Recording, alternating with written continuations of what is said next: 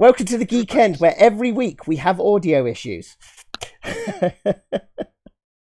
Okay, we'll try my introduction again. Hello, everyone. My name is Professor Weird. Today on the Geekend, we'll be talking about the Marvel Cinematic Universe with the lovely Twisty Shape and the awesome Geek for Gaming. Say hi, guys. How we doing? Hello. Okay, so good. Everyone can hear us. That's great. I thought I'd be super professional. Everything was going to go fine. And that wasn't. Anyway, so I'm going to start with a very simple question. Who is responsible for bringing the Avengers together? Now, would I give an answer, guys, or should we just get straight to it? I'm gonna stick to my guns and say it was Robert Downey Jr. Okay, and I'm gonna stick to the same. Yeah, well, you're kind of both correct. Robert Downey Jr. without Iron Man, the Marvel Cinematic Universe's template would never have happened because he was instrumental in making the first Iron Man so good, especially as a lot of it was ad-libbed. Samuel L. Jackson as well in universe.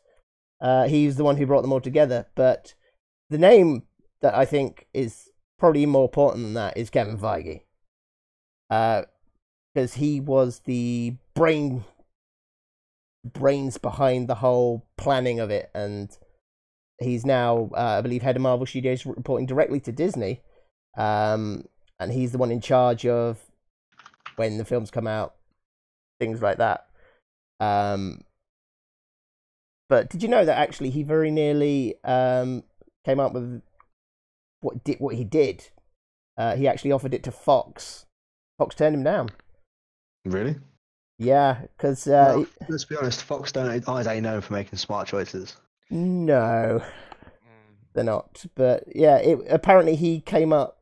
He was brought on as a producer for the early X-Men films, basically because of his knowledge of the comic book and the comic book lore. Basically, he was a big nerd. Yeah, aren't we all? And yeah, he came up with like a 5-year plan, and they decided to go another way, and we all saw how that ended up. X-Men 3. But we're not here to talk about Fox, although recent developments, obviously, in the past year, suggest that the X-Men could be coming back, assuming the deal with Fox goes through. So, as far as I was aware, their last film is Dark Phoenix, and then all the rights for Fantastic Four and X-Men default back to Marvel. Well, actually, did you know technically Fox don't own the Fantastic Four? Do they not? No, it's a Danish company. No. Yeah. It's technically no, they don't own, but when all comes to all, they do own. I think it's one of these things like the Hulk, where it's distribution rights and creation rights are two different people. Yeah. In fact, the whole point of the distribution rights thing was basically because at the time when Marvel decided to create both the Incredible Hulk and Iron Man, they didn't have the money to distribute it themselves, didn't have the infrastructure. So Paramount did Iron Man and Universal did the Hulk. Now, with the Paramount deal, there was a definite end point for it. It was like a 5-year deal. When Disney took it over, they basically bought Paramount out of it because it was like a fixed sum. The problem with the Universal deal was that there was no end point. So how do you put a price on a deal that could last forever? So that's why there's... So technically, they can have films with the Hulk, but not about the Hulk. Otherwise, Universal gets first refusal. Fair enough. Yes, that's just... Yeah. That's it. But yeah, obviously, recently there have been other developments as well with Sony allowing Spider-Man to come on board. But I did actually find out recently that Sony very nearly were able to buy everything because in the sort of like mid-90s, don't know how many people know this, but Marvel was pretty much bankrupt, and they were selling off. Yeah, they were selling off everything. It was like an enormous garage sale, and they actually offered all the film rights to all the characters they had left. Obviously, X-Men and Fantastic Four were gone. and I think a couple of others like Daredevil and Namor were at various studios. Blade, obviously, but everything else they said package deal, buy everything. And Sony said, now we just take Spider-Man because like Spider-Man. Who hasn't heard of Spider-Man?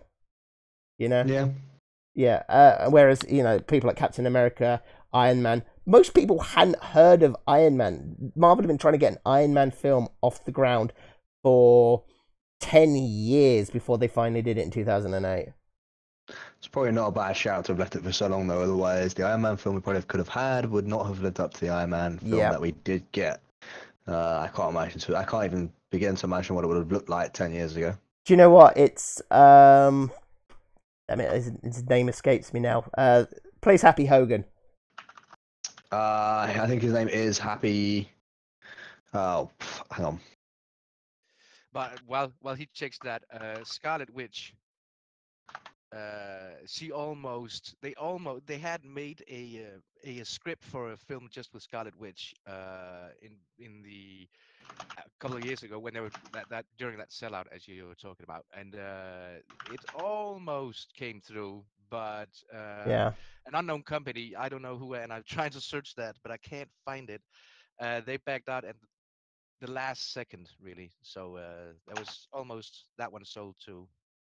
Jon Favreau. Thank you, Emmentaler. Jon Favreau is who I'm talking about. I found it, but I just hadn't. But yeah, yeah, is correct. Yeah. But having seen some of the pre-MCU Marvel films, like the straight to TV ones, like the Avengers film back in, was it 2010? That wasn't even the first Avengers film. There was actually a direct to TV film starring the Hulk from the TV series. Iron Man was like nowhere near as good. It's definitely worth checking out because it is hilariously hilariously 70s. Let's put it that way. Yeah, the old Hulk. Fuck, what was his name? He was like a deaf guy. I actually said his name recently. Yeah, well, there was Lou Ferrigno was the Hulk side of it. That's it, Lou Ferrigno. Yeah. Yeah. He's popped up a few times as a cameo. Yeah. I think Bill Bixby, I think, was. Yes, that rings a bell. So I'm thinking you're right with that one. Beard respect. Thank you, British Ned. Trying. Oh yes, Emmentaler does point out that Comcast did try and scupper the Disney Fox deal, but under my understanding that even if Comcast succeeded in buying Fox, they wouldn't get the Marvel rights. The Marvel rights are coming back home, you know, no matter what happens, because they can't be sold on. I think they've tied that into the contract ever since Iron Man hot potatoed back.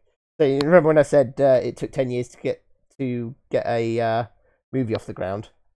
First Universal had them, then if I remember rightly it was New Line Cinema, and then someone else before they finally decided that they couldn't get this done. Iron Man was really a of the B part players in the Marvel comics.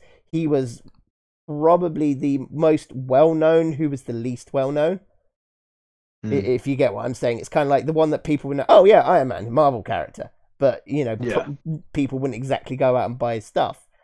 Yeah, before the films, there wasn't exactly like pop figures and compression shirts and backpacks and fucking God knows what else. Sneakers based on Iron Man. Like you can buy a set of Nikes, I think it's Nikes, that come in a Stark Industries steel briefcase. Yeah. That have arc reactors in the tongues.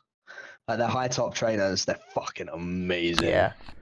But they have arc reactors in tongue. Let's see if I can find them. Yeah. They look fun. But yeah, they look amazing. You know what? I will always have a lot of respect for Jon Favreau because he basically went to bat for Robert Downey Jr. He was like, Robert Downey Jr. is Iron Man, both the good and the bad. He has lived it. You know, he had with his. Oh wow, they are awesome. Yeah. They are light up Iron Man shoes from Nike with a Stark Industries case. They're about $200 to $300 a pop. Wow. Yeah, I know what I'm gonna talk to the missus about for wedding present. It's all about the self-tying shoes, man. Yeah. When you put your foot in them, it goes Iron Man. Yeah. But anyway, so he stuck to his guns. They pretty much, I think, was it about 80% or something ridiculous like that of the script was, you know, made up on the spot by the actors. In fact, Robert Downey Jr. and oh my god, I am terrible with names today. No, the because that was Terrence Howard back then. No, it was guy who played Iron Man, Jeff Bridges. Apparently would swap roles just to see if lines would work. Yeah. And they had 2 cameras on everybody at every time so they could catch both angles because like Robert Downey Jr. would want to try a different way each time. The big speech at the end, he pretty much made up. They wrote like 3 versions of the Nick Fury cameo. And they were so worried about it leaking out that they actually, Kevin Feige ordered it removed from the preview screenings. Oh, wow. Yeah. Because they didn't want it kind of like to leak out that they were setting up this whole universe. And I did actually kind of forget that the Incredible Hulk came out pretty much the same time as Iron Man. It was like, I think a 3-week difference. I think Porkchop raises a pretty good point where at this point though, like Robert Downey Jr. is Tony Stark to the point where even Stan Lee says so. It's kind of, I don't know if I'd ever want to be put into that. It's like how they've made the Ultimate Universe Nick Fury look like Samuel L. Jackson. You can't see anybody else in that role. No. Where the old one kind of looked more like David Hasselhoff, who did actually play Nick Fury in, I believe, another terrible straight-to-TV movie deal. But yeah, so Iron Man came out and basically launched the Marvel Cinematic Universe. Hulk came out a little while after. Between them, they made about $750 million box office, $500 million for Iron Man, $250 million for Incredible Hulk, which wasn't bad. That's pretty. And then they followed it up, obviously, with it was Iron Man 2 was the next one, wasn't it? If I remember rightly. It was Iron Man 1, Incredible Hulk, then Iron Man 2. Possibly. Yeah. Wasn't Captain America in between 1 and 2 at the? No, I don't. No, think it was Iron Man 1, Iron Man 2. I'm trying to remember which way round Thor. So you had I think Iron Man 1, you had the Incredible Hulk with fucking what's his name? Edward Norton. In it, Edward Norton, that's one. Then Iron Man 2, which was 2010. Yeah. 4, the first one, then first Avenger, Captain America, then the first Marvel film, and that was the end of Phase 1. Yes. Do you know what bugs me about Iron Man 2? I don't know which one. It's a weird thing to be bugged by. It's the fact that Whiplash walked onto the racetrack and they didn't immediately stop the race. Yeah. Being a motorsports fan, that pulled me out of the movie. It's like, they would be waving yellow flags and getting the safety car out. And because I remember, this is going on a side note, but I remember a few years back when that crazy priest ran onto the circuit at Silverstone. And they immediately put out a safety car and he got tackled by a BRDC marshal. Yeah. But yeah. None of that. I've never ever seen that. I mean, I didn't mind Iron Man 2, but I do think they completely wasted Whiplash. Yeah. Quite an awesome Marvel enemy for Tony Stark, and they just kind of fucked over Whiplash and Mickey Rourke as well, because Mickey Rourke plays Whiplash in the film. For people who haven't seen it, if you haven't seen it, probably worth going to have a look at it. And then they have Armie Hammer as well, and they try and put too much screen time between the two instead of just picking one as the main entity. But one of the major flaws within all the Marvel films is that all of the bad guys have been pretty dog shit. I will say that not all of them have been.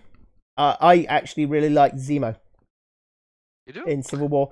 Yeah, he was an unpowered guy who basically achieved his main objective. and it actually had a direct, effect on the follow-up film, which was the Infinity War. And then, talking of Infinity War, spoiler alert, he's an absolute badass. Thanos is an absolute badass. Yeah, so I mean, I get what you say. Like Zemo is like a bad guy, but as the traditional bad guys go, like he's still not that good a bad guy. Like his plan is entirely based on pure fucking luck from start to finish. Like everything is based on luck and hoping that certain people will react in certain ways. It's not a good superhero a good bad guy to rely on nothing but chance. It just makes for a very theoretically thin movie plot. I mean, you have to rely very much on the aspect of suspension of disbelief that this what's the machine called where like a bottle hits a pin and then the pin rolls and hits her. A Rube Goldberg machine. Yes, Rube Goldberg. The entirety of Avengers Civil War is basically just a Rube Goldberg machine. Yeah. If at any point it doesn't hit the other object, then it doesn't work. I don't think you can make a bad guy good purely because luck happened to be on their side, that everything played out to the exact preciseness. Nobody's that good at planning things, specifically Nemo. And the worst part is they took the comic character and then kind of destroyed him, put him through the meat grinder, and what came out was the Nemo that we had. And in comparison, it was Zemo. And the Zemo that we had was just kind of milk white. It's like when you put too much milk in your tea, and you're like, what the fuck is that? It's basically. Can I get some tea with this milk? Yeah, exactly. It was just the latest bad guy, which actually I thought was shit when I saw him, but I actually started to really sort of get behind after a lot of people like made me view it a different way, was Killmonger. I was going to mention Killmonger actually as being a good villain. Killmonger tends to be the only good bad guy out of all of them because he's a villain who makes good points. So that was the thing. When I first watched it, I was like, you're a bit stupid, aren't you, mate? And then a lot of people sort of started saying, oh, but if you look at it this way, and I sort of started coming around to it, and I was like, okay, I can get behind that. Yeah, I can sort of see where he's coming from. Yeah, I think I can't believe that they fucked off Andy Serkis quite as like rapidly as they did. I know. If any actor deserves more Oscars, it's Andy Serkis. The guy is an amazing actor. It's a shame we won't be seeing him much more in the MCU. But anyway, who's your favourite villain then, Geek, while we're on the subject? My favourite villain in the series or... we're talking MCU as a whole, so not just the films. Yeah, so you could have someone from the TV show, you could have someone from the Netflix series. Yeah, but like my baby brother and I talked about this yesterday. Marvel have the ultimate superheroes, but DC Universe have the ultimate super bad guys. You can't get those two up against each other. I know that, but if I should choose one from Marvel, Mandarin? Oh, which Mandarin? The real Mandarin or the fake Mandarin? The real Mandarin. Are you? Come on. So but the thing is, the real Mandarin never makes an appearance in the MCU.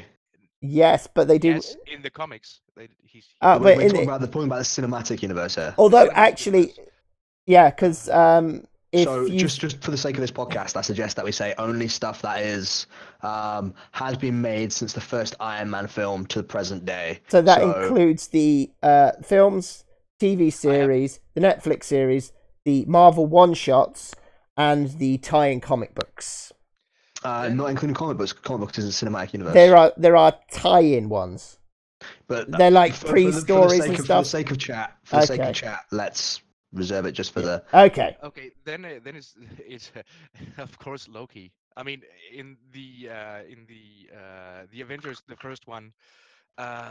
Again with names tonight. I don't know what's going on with us to name tonight. The guy that plays Loki, he does it so perfectly because it's of course is a Nordic mythology, and when he is described in the Nordic mythology, he have exactly that smile as he has when Robert Downey Jr. talks to him, and he says, "We have an army," and that smile, that's exactly what it is with Loki in the. If you look up the Valhalla comics and you see Loki, it's exactly that thing, and he does it so beautiful.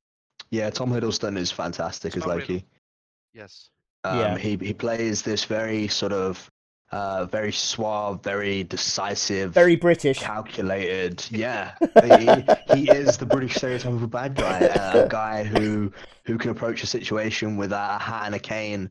Or He sorry, has a with cane a at one limb and a point, doesn't cane. he? He does in the first Avengers. Yeah. Yes, he masks his the staff as a cane.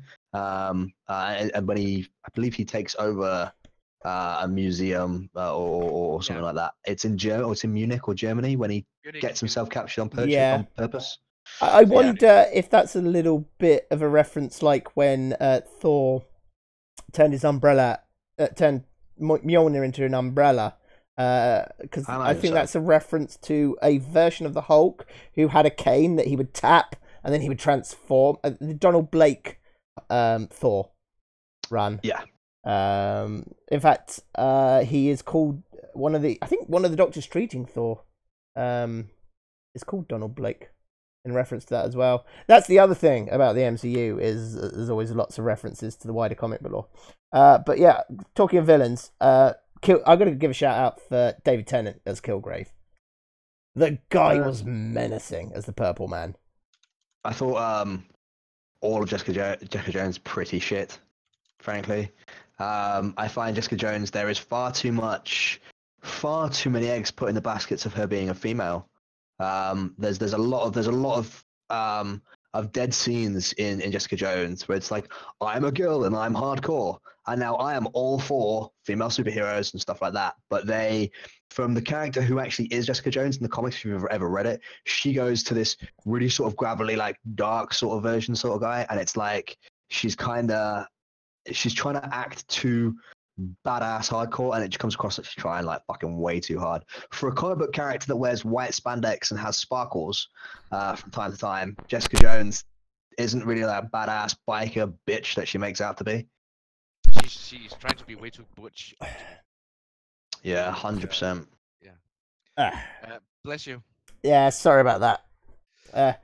The man flute is still trying to kill me, but apparently my puns are too bad for Hela. Who is another villain who I actually kind of really liked. Hela was good. Yeah, her motives were really, really very simple. Kill everybody and take over Asgard. What's not to like? So again, though, she's very white milk tea, isn't she? Like all the bad guys are very like just like Thanos is the only one where the ambivalence of him is great, and the build up to it is fantastic. And so just to clarify, is it spoilers in this podcast or not? Well, I think as it's been nearly 3 weeks, I think if you haven't seen it, Geek hasn't seen it. Okay. Well, no, keep on. No, we'll keep it spoiler free. We'll keep it spoiler free in terms. We'll just basically say that you kind of understand where Thanos is coming from, even if you don't agree with why he's doing it. You've read the comics, haven't you, DK? Yeah. Oh yeah. Right, so you generally know the gist of Thanos. So this isn't really a fucking spoiler. This is Thanos in a nutshell. So he's played by Josh Brolin. If you guys have seen Deadpool, you obviously know he was Cable, which must have been such an amazing schedule to try and uphold. One day I'm a giant purple guy, the next day I've got a giant metal arm. This is awesome. I'd love to Josh Brolin right now. Yeah, 100%. I prefer to be Ryan Reynolds because he is a beautiful man, but let's keep my man crushes to another podcast perhaps, because it's a pretty long list. Plus one for a Twisty Man Crush podcast. Hell yeah. I will let you go on the list and explain why. That could be entertaining. Sorry, go on, DK. But you're talking about Hela. That kind of pissed me right off when I saw that thing. Again, they are going in the Nordic mythology, and yeah, because I played Hellblade recently, and I learned from, I kind of knew it before, but I relearned that Hela really is Loki's daughter. Yes. So just to put this out there real quickly, it's really worth checking out a YouTube video by a YouTube channel called Looper, which actually explains a little bit more information about the cinematic universe of things, whereas the science and magic are the same thing, and basically the Asgardians are aliens. So their mythology is not Norse mythology. They are theoretically, for case in point, aliens, rather than Norse gods. Because if going just having to reference the comics a little bit, remember that Hercules is also a Marvel hero. Again, Greek mythology isn't in there, but Yeah. it sort of it takes the same names, but again, aliens. Basically, it's like Stargate, if you think about it. Aliens came down, got mistaken for gods, but they're really just aliens with advanced technology. So the way that they see it is, it's quite cleverly described in the first Thor film, where the tree itself is they draw out the tree Yggdrasil, which is obviously the tree of life from Norse mythology, and it actually covers multiple of the planets, and they all sit within Yggdrasil. And it's quite well done. If you connect, there's multiple sections throughout the film where if you connect them together, it makes for a very cohesive line about how science is actually magic and how magic is actually science. It's really quite well done. Check it out on Looper. In fact, I'll get a link so I can throw it in chat. It's great how they describe it. I highly recommend checking it out. And let me just point in, Toot, I agree with that one. Ego is an awesome villain in the MCU universe, but that's not in the cinematic. Ego. Yeah. Yeah, he's Guardians 2's main antagonist. Who? Yeah. Ego the Living Planet. Yeah, he's in Guardians Galaxy 2. I'm your dad, No, Peter. Isn't that? Oh, never mind. I'll go. I was thinking about the Pac-Man fight. How can you forget the Pac-Man fight? I was thinking about the again Scarlet Witch. There's a comic with her playing against and her alter ego. I think her name was Ego 2 or something. I'm not sure. Yeah. No, yeah, Ego the Living Planet was actually a lot of fun. As yeah. That was one of those films that I think you either really connected with, or you kind of like maybe thought it was a bit too jokey. I think there was no real middle ground between that. That was one where it was either you absolutely loved it because you loved the characters and because of the story it was telling, or you found it a bit too jokey and, you know, we're looking forward to the next serious Marvel film. Which one's this? Sorry, Guardians of the Galaxy 2. Volume 2, yeah. I actually thought Volume 2 was like quite a weak follow-up to Guardians of the Galaxy 1. Like Guardians of the Galaxy 1 knocked out of the park for an unknown superhero film, because obviously no one had heard of Guardians of the Galaxy before it happened. And it spawned what I like to think it spawned Suicide Squad as well, where they're like, shit, we need to take a chance on that because it's kind of the same thing, and it like they did really well, so we could do really well too, and they fucked that up massively. Do you know what? One of my favourite lines from Guardians of the Galaxy, the first one, was actually ad-libbed by Sean Gunn. Okay. Sean Gunn's James Gunn's brother. He plays Kraglin, and he did all the mocap work for Rocket in both Guardians and Infinity War. And he came up with a bunch of assholes standing in a circle line. You know that bit before the beginning of the third act. Where we all are, bunch of assholes standing in a circle. That's what I love about Marvel films, is that if you come up with a funny line on set, they are more than willing to run with it. But anyway, so we kind of got off topic a little bit. You know, where on Thor Ragnarok where he walks in, he goes, "He's a friend from work." That's actually an improv line that was actually given to the film by a child from the Make-A-Wish Foundation. Yes, I think he was visiting set at the time. Yeah. And also, I have an army. We have a Hulk. Yeah. It was really going to be, I have friends. I have an army, but I have friends. Yeah. But Okay, that's said, cool. Well, we have a Hulk, and they just said it works better. We'll do it. Yeah. Because the Hulk is kind of like an army. Anyway, so Phase 1, Iron Man, Incredible Hulk, Iron Man 2, Thor, Kevin Branagh, if I remember rightly, directed that. Yeah. Not the best entry in the Thor series, let's put it that way, but not the worst. It was an okay film, and it made enough money. And Captain America. I kind of enjoyed Captain America, the first Avenger. It was kind of like the first period piece they did, where they kind of like set it mostly in the past. Its pacing was shit. It was like the first like half an hour is fucking dull. so dull. You think they stuck a bit too long with the puny No. They Captain stuck too Rogers? long with the Captain America as a symbol rather than a soldier. The Like, glorified mouthpiece. yeah, Yeah, like we have a that, super soldier on our side. Let's use him to rally the troops. they utilized like far too much of that, like to fill dead space of like the first half of the film. Yeah. And then it starts ramping up, and I think they could have done so much more with their time in the latter I parts. would have where they, liked to have seen, admittedly, more with the Howling Commandos.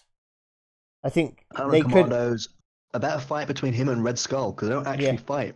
No, he kind of grabs the thing and disappears. It's the most like as films go. Like I always like to think films and like games in some respect how there's always a boss fight. Yeah. Just like the end big boss fight, and the boss fight in that is basically a bit of a slap, and then the ship goes "fuck you," and then they all get frozen in the ice. And Yeah, that was like a a boss fight turned into a quick time event, wasn't it? Really? Yeah, 100%. Like you've been playing Dark Souls and it ends with a quick time event.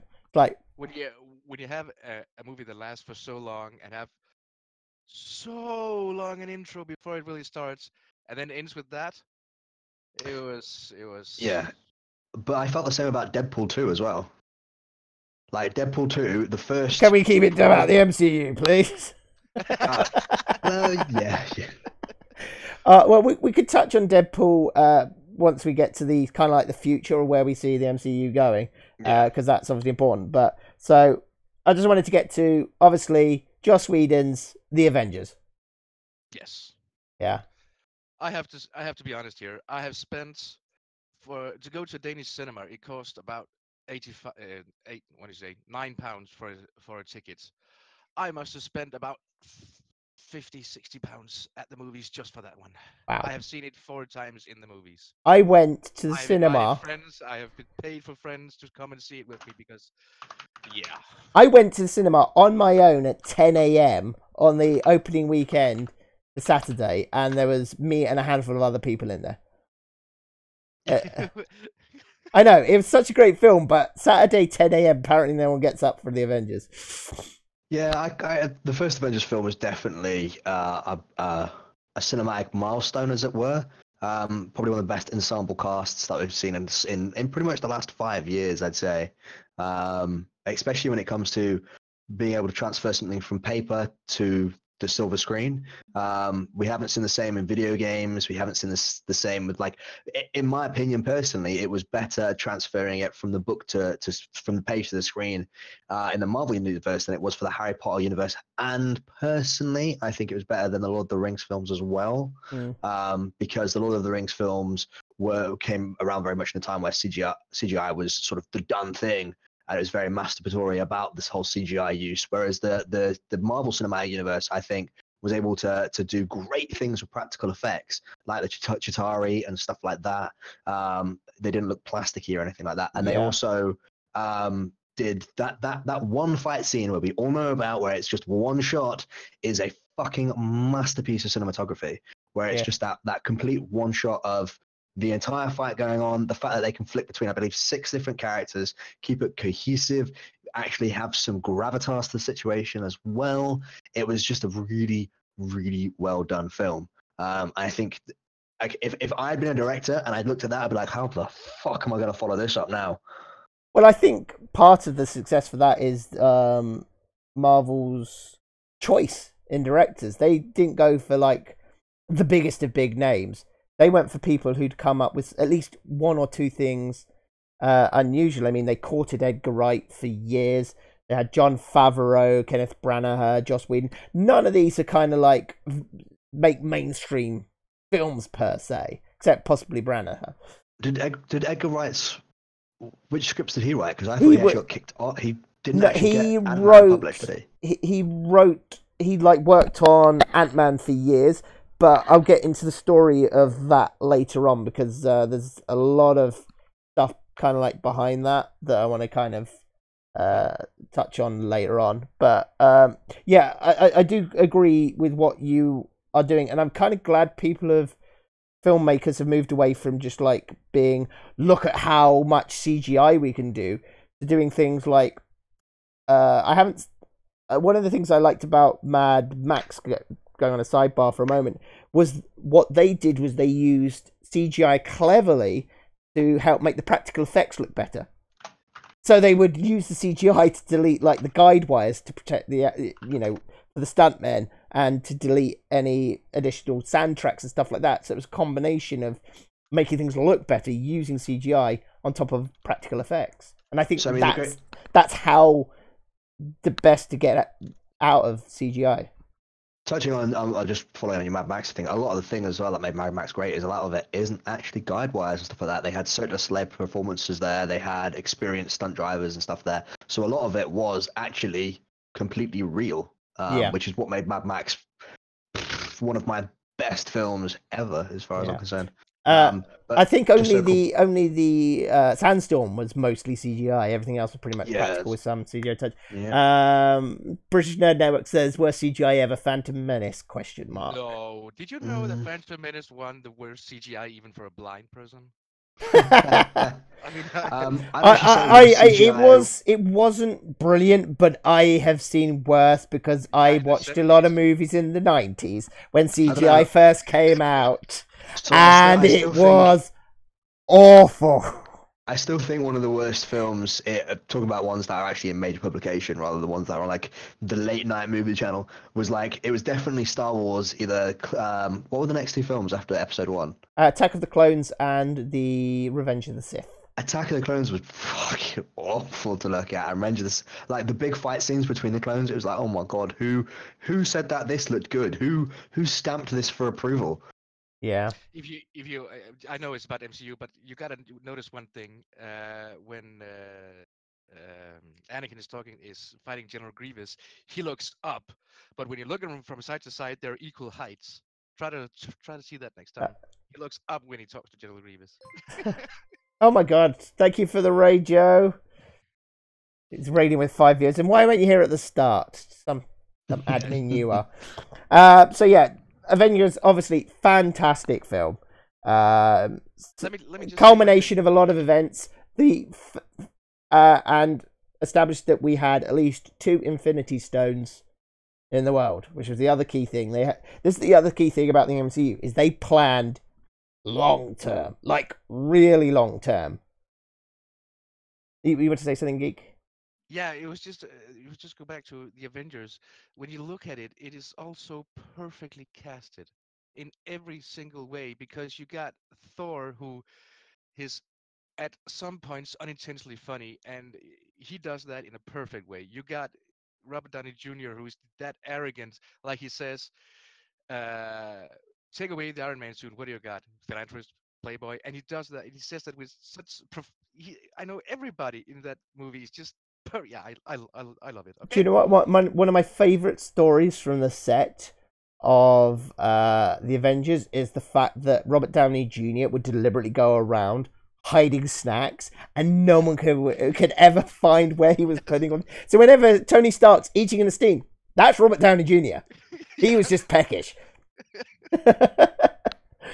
So I must admit, like the Thor films, I actually thought were gonna be the downfall of the Marvel Cinematic Universe, because they didn't allow Chris Hemsworth to be Chris Hemsworth as Thor. They only allowed him to be Thor. I think he got like 2 jokes maybe in the films, and sometimes he got like a little bit where he could improv. But it wasn't until Ragnarok with Waititi as the director, when Hemsworth was allowed to be himself as Thor. He has got good comic acting chops. But actually, he does that brilliantly. I think he's just generally a funny person. Yeah. Yes. Speaking of Thor, do you know what Kevin Feige's biggest regret in the MCU is? No idea. Not hiring me. Making Chris Hemsworth dye his eyebrows blonde for the first Thor film. He happened. He died. Chris Hemsworth had dyed blonde eyebrows for the first Thor film. Fair enough. Yeah. So yeah, the Avengers' first ever real crossover film that really worked. And they brilliantly set it up, because like Hawkeye had obviously appeared in Thor, and Black Widow had appeared in Iron Man 2. Obviously, Samuel L. had popped into everything, and of course, the biggest star of the Phase 1 has to be my boy Phil Coulson. Oh, Phil. Yes, Had a yes, nice I'm an Agents of thing. S.H.I.E.L.D. fan. I don't care what y'all think. It's amazing. Season 5 was brilliant. It very, very, very nearly tied into Infinity War, but they finished the series literally just before the end of the film would have happened.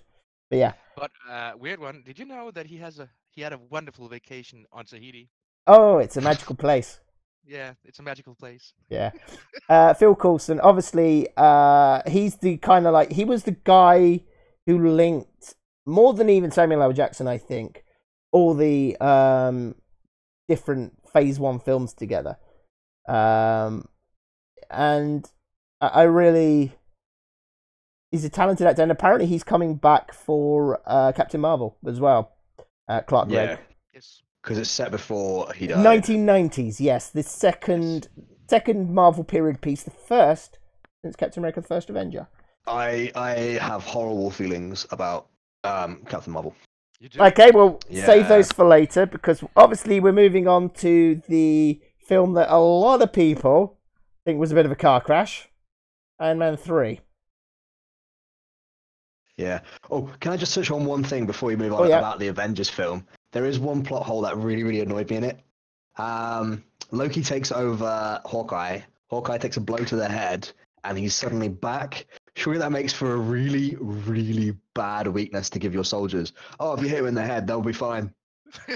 Yeah. Clop, clop. It's like, oh, let's give them a quick slap Well, on the to be- chops. And suddenly they're not converted anymore. Well, to be honest, the Chitauri soldiers are a gift from Thanos. No, I mean like the possessed people. Mm. So you know when Loki taps him with his staff, for instance, Hawkeye. Oh yeah. Hawkeye takes a blow to the head, and then suddenly he's not possessed anymore. Yeah, And it's that just that was a little bit If they Deus knew Ex that- Machina, wasn't it? Yeah. Yeah, and what I can't help to think is, if they knew that, Black Widow knew that, why didn't she go up to the roof and knock out the professor?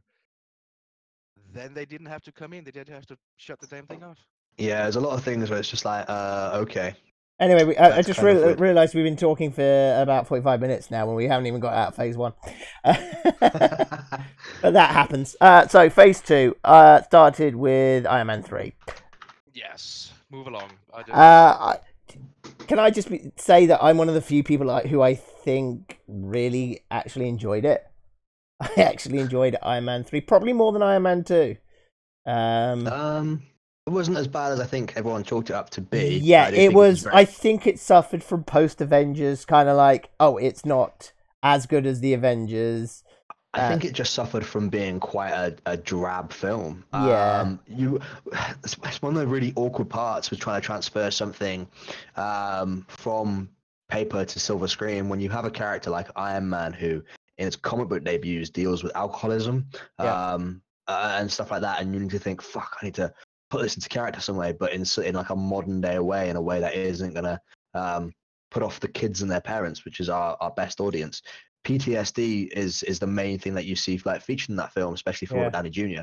The only problem is you can see the little threads starting to come away when they sort of get to the end of that film, and he gets like the chest piece removed, and it's like, okay, so you can kind of see that Robert Downey Jr.'s like contract was coming to an end, and holy shit, it's just suddenly pulled in fucking more money than we know what to do with.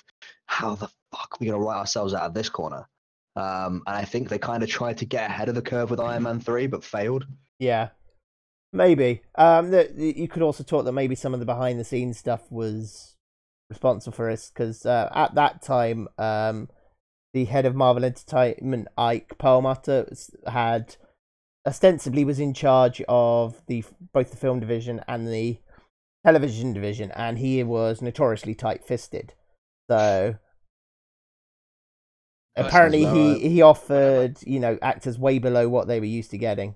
He was not a movie person. He was the owner of Toy Biz, basically the company that saved Marvel before Disney came along. But all in all, he's widely regarded as a bit eccentric by people who are being nice, and a bit of an arsehole by people who are not. Eccentric. Yeah, well, he donated to Trump. I think that says all you need to say about someone. But, That's yeah. for now. But anyway, moving on. Anyway. Next, what came next? It was well, obviously, what came next was Agents of Shield. Came on TV, and Yes, Agent Carter. May I just say that they did a brilliant thing by getting Jeff Coulson in that thing. Not Jeff Coulson, but Phil Coulson. Clark Gregg, yeah. Yeah, by making that little twist, so he didn't die, but still wasn't alive. Or Yeah, well, they kind of it was explained it, brilliant. and it is kind of like very nicely concluded at the end of the season 5. It's really nice.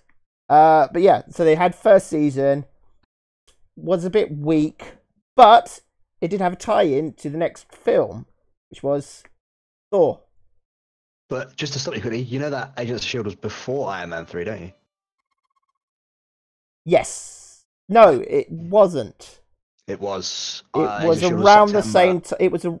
It came out, but chronologically, it was set I'm after. picking threads here. It was no, it's just after the first Avengers because they clean up some of the Chitauri stuff, and that's where the threads start to unravel about Phil Coulson. Ah, yes. But there's also the it- first episode. There is reference to Iron Man 3. Yeah, because it was before Iron Man though, because Agents of S.H.I.E.L.D. was September, whereas Iron Man was December, so it's really, really close. And there is a comment made about Iron Man. I think I was under the understanding that it was because it was like episode 6 crossed over with Thor: The Dark World. Dark World, yeah. Yeah, so and they mentioned extremists in it. Centipede serum contained extremists, so I'm pretty sure it came out after Iron Man 3. Otherwise, they would have been giving away a huge plot point. I mean, it's kind of hard not to if you with Marvel stuff because but they were getting ahead. But yeah, we're not going to argue on that anyway. But that was the fact is they tied it in very loosely. There was a bit of a Barney in London. We'll go clean it up, kind of thing. I didn't really. That was such a bad film. Yeah. Such a bad film. It was basically. It's like in a long-running series. You have those episodes. They're not the best episodes, but they're important for plot reasons. For the whole wider season. No. It introduced the Dark Ether. It introduced the Collector. It introduced the fact that Loki had taken over the throne of Asgard. It introduced but in terms of its own story, yeah, it was weak. It was weak. I think it would. I don't know whether this or Iron Man 3 is widely regarded as the worst MCU film. They could have saved so much money and done just like a short to say Loki had absconded the throne and not wasted everyone's fucking time. Yeah. Again, I think because Guardians of the Galaxy introduced the Collector in a far superior way. Yeah. And the Dark Ether was not really that much of a poignant issue to raise. Really. Yeah. Anyway, the less said about Thor: The Dark World, the better. But it's still better than Suicide Squad. Okay, no. Dude, I'm sorry, but it is. Suicide Squad is fucking atrocious. No. There is not a single likable character within the entirety of Suicide Squad films. The bad guys are complete bullshit, and they destroyed pretty much everybody with bad casting. Have you ever seen it hungover? Just lie down on the couch and shut your brain off and just. If you have to watch something hungover, then that's not a ringing endorsement. Yeah, your brain has to be switched off due to alcohol poisoning. Have you ever watched a film while asleep? No. Well, that's when you should watch Suicide Squad when you're paying fuck all attention. Anyway, so Thor: The Dark World, bit weak. First season of Agents of S.H.I.E.L.D., bit weak as well. Up until episode, I think, 17. Does anybody want to guess why episode 17 would be important for Agents of S.H.I.E.L.D. and the MCU as a whole? No, because nobody watches it but you. Because it was the one that tied into Captain America 2, The Winter Soldier. Oh. Did it? Yeah. Because, the one where, hello, we're Hydra, we've been hiding in S.H.I.E.L.D. this whole time. Oh, yeah. No, it was, okay. because they kill off one of the best characters in the entirety of Agents of Shield, like that. There's a female agent who has Victoria Hand. That's the one. She's a fucking massive, massive character, especially for a female character as well in the MC comic book universe. And she gets killed off in like I think she gets one episode, maybe two at most. 2 or 3. It's fucking retarded. I know It's almost retarded as that comic book storyline where it's like, oh, Captain America's actually been Hydra all this time, and everyone's Hydra. Like, stop chatting shit and get on with the funny books, man. Twisty, you're wrong. There's one more who watches Shield. Look in the chat. The Toot said Winter Soldier, so he's also watching it. 2 people are watching are watching. And the wife does as well. Because because Professor's wife has to put up with watching it as well. Oh yeah. You think she puts up? She's the one who's like, do you want to watch Shield? The only reason why I would watch Shield, as I said in a previous podcast, is to see Ghost Rider. Because it's one of my favorite Ghost Riders in it. Okay, well, we'll get onto that later because that's a bit later on. But yeah, so obviously there's a huge fallout in Agent Shield because of what happens in Winter Soldier, which was Hydra has been hiding in Shield the whole time, and Bucky is not dead. Starting a trend in Marvel movies that people are not dead unless you see the body, and even then, they're sometimes not dead. Welcome to the Marvel Universe. Welcome to modern cinema. Welcome to modern. it's like that series that wasn't in the 90s, The Bold and the Beautiful. Yeah. Welcome to the Marvel Cinematic Universe, where the powers are made up and the deaths don't matter. Yes. Yeah. Oh my God! You just made a Who's Line reference. Yep. I like you. Anyway, enough nerding out. But yeah, Winter Soldier, fantastic film. Russo brothers' first film for Marvel. Obviously, this was now firmly under Disney as well, having bought up all of Marvel's assets in 2009. So, but I think this was the first. Phase 2 was the first time where Disney kind of really took control of like over the distribution, and it was kind of like their label on everything, and really put some money behind it. And you can really tell because Winter Soldier is an amazing film. I think it's a toss up between this one and Civil War as to which is the best Captain America film, and I think that this one takes it. I thought it was about to say the best Marvel film. No. Best Captain America film, because there have been some better ones since then. But at one point, it was between this and the Avengers, which was the best film in the Marvel Cinematic Universe, and it was the first time they kind of did something a little different, because really, it's a spy film with superheroes. It was the first time they went, okay, we're not going to make a superhero film. We're going to make another genre film starring superheroes. So yeah, it was definitely a really sort of fresh take on Marvel films as a whole, because it was the first one where it sort of put a bit of a twist. It had like a different kind of bad guy, and like a grand reveal sort of thing, which was nice. It was interesting to see how they did like the whole political intrigue sort of thing. And it was good to just have something that was balls to the wall action rather than a little bit of sci-fi sort of stuff. You could get into it even if you weren't into superheroes as a whole, because no one was particularly that spectacularly super. It was definitely a great entry point into the Marvel Cinematic Universe for for people who prefer their fiction movies rather than the science fiction films. Yeah. So it was great for that. I don't like Bucky. I don't like the casting. I don't like the character. I find him very emo. I find him very wimpy. I find him very like downtrodden and just fucking annoying mostly. So that's what ruined it for me, because I couldn't get behind the characters. That's fair enough. I like Chris Evans as Captain America. He is very boy next door. He is a perfect casting for Captain America. And I really like Anthony Mackie as Falcon. Yeah. On your left. I can't wait to see more of them.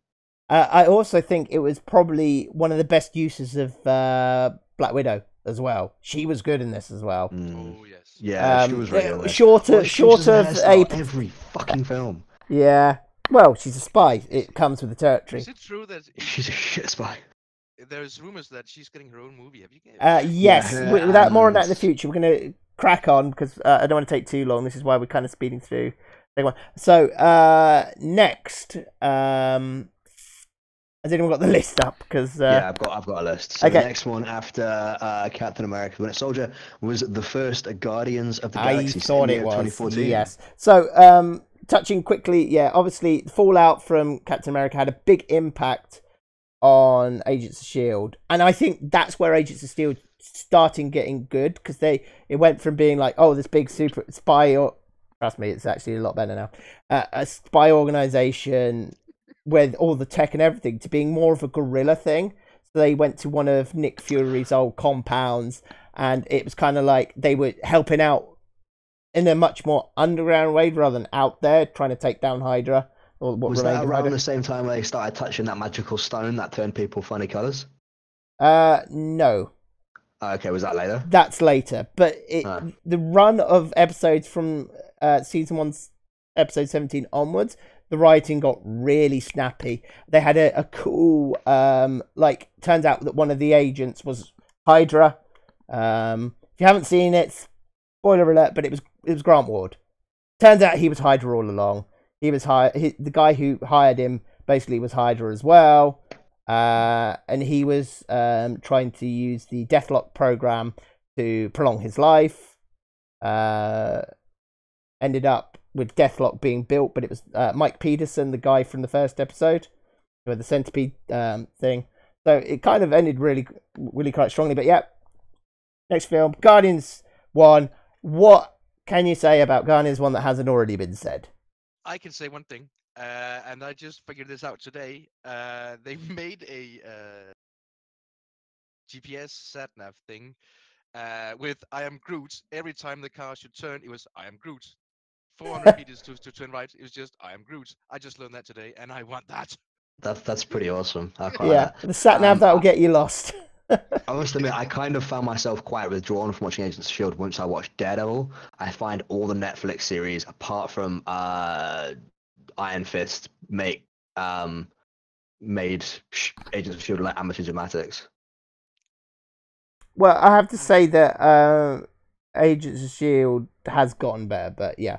But Guardians 1, James Gunn, brilliant director. And they just let him do it because it was kind of like, oh, it's cosmic. It doesn't really matter as much. And it was kind of like the first film where you could see that the director was given real freedom. Yeah, I and thought it awesome. really benefited from that. And this is why James Gunn is kind of like in charge of the cosmic side, because he took a vision, he ran with it, he made a fantastic film. And it was kind of like, after a couple of stinkers previously, we had 2 consecutively good quality films with some real good character development and some kind of blurring of the lines between friend and foe and unlikely alliances kind of thing. Yeah, it was definitely good to see something in space, because the space element hadn't been introduced into the Marvel Cinematic Universe properly. You had the Asgardians, but they were never sort of defined as aliens or well, they had a magic space rainbow beings. to move them, didn't they, Yeah, rather than exactly. a spaceship? So it was the first entry from like the cosmic side of Marvel. You had some really attachable characters too. So you obviously had Star-Lord, who is the everyman in the situation, which is really good. You have Groot and Rocket, who make for a really attachable pairing for kids mostly. Yeah. I love Guardians of the Galaxy the film, but and this is people are gonna have to lynch me for this, but I loved Groot until the whole Baby Groot thing. I thought it was fucking awful because it was just done as a marketing ploy. You know that technically you could still love the original Groot because he actually died in Guardians 1. I still think the original Groot was awesome. But yeah, he's dead. The whole Baby Groot and that Newsflash, sort of thing, I was he's just dead. like, oh, calm the fuck on. Seriously? You basically just want something like a Despicable Me's Minions, where you can sell it on fucking shoes, handbags, lunch boxes, drinks boxes, and it's just like, I'm wondering whether that had the mark of Perlmutter on there, because he doesn't care what people do as long as it makes him money. So I'm wondering. Yeah, I'm wondering about that. But yeah, overall, fantastic film, real stakes, because obviously the original Groot dies. in fact, technically, that's the first permadeath. Because the new Groot is technically his son. It's not actually the original Groot. So he's the forgotten. Everyone thinks, oh, Quicksilver was the only one who's kind of not come back. More on him later. But yeah, I thought it was a well balanced film. It had an absolutely amazing soundtrack. Bit of an awesome mix. And Not sponsored. perfectly cast as well. I think it was absolutely brilliantly cast. Brilliantly cast. There was 3 people on, and there was a tree and a raccoon. Yeah, if you had told me in the sort of like the early 2000s that by 2018, 2 of the most famous and well-loved comic book characters would be a tree and a rodent-type creature that is commonly referred to as vermin, I would have been like, what are you on, and can I have some? Yes, and what Katie wrote is my opinion also. Shown a trailer with a talking raccoon and a tree. It shows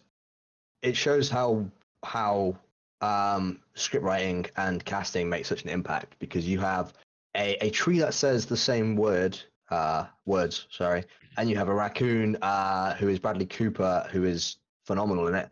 And then you look at a comparison of an ensemble cast of Suicide Squad, who are all human characters besides Killer Croc, but the casting is so bad and the writing is so bad, you can't like these characters. Yet Rocket Raccoon and Groot, it's like, these guys are fantastic. One's a fucking tree that says I am Groot. Yeah. And it just shows the caliber of casting and writing in one of the universes compared to the other one. And it's weird that they can make a tree that says 3 words with different inflections of the voice so lovable and so awesome and so likable. And then you can see Will Smith as Deadshot, and you're like, fuck, this guy's a prick. Yeah, Will Smith isn't playing Deadshot, he's playing Will Smith. So you can like Suicide Squad, that's fine. It just means that yeah, that's fine. But that doesn't make it a good film. Yeah. And my point will still stand forever that the casting is dog shit on it. Okay, anyway, moving on. Season 2 of Agents of S.H.I.E.L.D. starts, and they start I believe that's the season they start introducing the Inhumans. I think that was the one with Mr. Hyde, if I remember correctly, Geek. Turns out to be Sky's dad. Confirm that. But yeah, I think. Yeah. Yeah. Okay. I gotta be honest. I'm watching it too. The Inhuman comes in season 2. Yes. Yeah. So they start bringing in the Inhuman stuff. They have guy from Twin Peaks, whose name always escapes me. Yeah.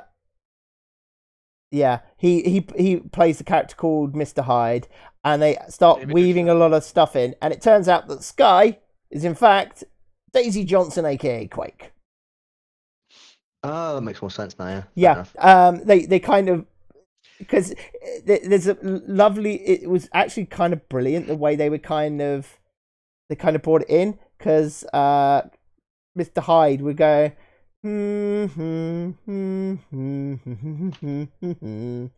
Daisy, Daisy, sing me a song for me. So he'd hum that all the time, and it was kind of like they gave little clues, and it was actually a very well written thing with the whole Inhuman stuff. Yeah, and they start revealing, and it was also the first time they properly introduced the Kree to the Agents of S.H.I.E.L.D. as well. Because following on from Guardians of the Galaxy, the Kree had obviously been introduced, blue-skinned. Turns out that's what kept Coulson alive, or rather, brought him back from the dead. And Tahiti is now widely regarded to stand for the alien hidden in the incubator. But yeah, as I say, like it was awesome that they included Inhumans in Agents of S.H.I.E.L.D. It's just a shame that Inhumans was fucking garbage. Yeah. Oh, I will. Yeah. Thought brings up a really brings up a really great point. Dave Bautista as Drax. Yes. The first autistic superhero? Question mark. Well, that depends. Well, I do know that a lot of autistic people definitely really connected with Drax. And Dave Bautista showed that he is a talented actor. Oh, very much so. Like I thought Bautista knocked it out of the park in that one. It was very good to see somebody come from a sportsmanship role like wrestling. I'm not a big wrestling fan. I've got no infliction to wanting to boost wrestling or anything like that. But it's great to see somebody come from wrestling and take so well to an acting role. All right, yes, playing Drax isn't exactly A stretch. Oscar worthy, like or anything like that. But it was good that he was able to not only improv certain situations to the caliber of other much more seasoned actors, but also bring a certain volume to the role that I thought was very suitable. Yeah, The problem is every fight scene he gets his shit kicked in. Yeah, but it would have been very easy to screw Drax up. So, you know, even though it's not the most challenging role in the world, it still could have been screwed up. But yeah, I do get what you mean. I still think Drax is probably one of the weakest part of the Guardian of the Galaxy films. For a gentleman who's called Drax the Destroyer to be the only one getting destroyed is kind of weird. Well, I'm hoping that's part of a 3-story arc that'll get tied up in. But anyway, so next, if I'm trying to think back now, what came after Guardians? After Guardians, we had. Oh, forgot to mention also in between the 2 halves of season 1 of Agents of Shield, I believe there was season 1 of Agent Carter. That was an underrated classic. I thought Agent Carter was very good, very well casted. Absolutely loved the original Jarvis, who was the basis for the Tony Stark Jarvis. Do you know what Jarvis stands for? It doesn't actually stand for anything. It's named after his former butler. Oh, I thought it was, well, as far as I was aware, it stood for just a very rather intelligent system. Well, that's maybe what he made just it. He made very intelligent system. Yeah, it seems a bit of a mouthful. He made it to fit the name. Yeah, obviously. Definitely. But yeah, he. I actually prefer Jarvis to Friday though. I don't like Friday. But fun fact: Jarvis and Friday are actually married in real life. No shit. Yeah. That's kind of cool. Like that. After that, you have Age of Ultron and then Ant-Man. Ah, yes, Age of Ultron. Did it suck, or was it just not quite as good as the first Avengers movie? I thought it was awesome. I really liked it. Yeah. Yes. Yeah, I kind of enjoyed it.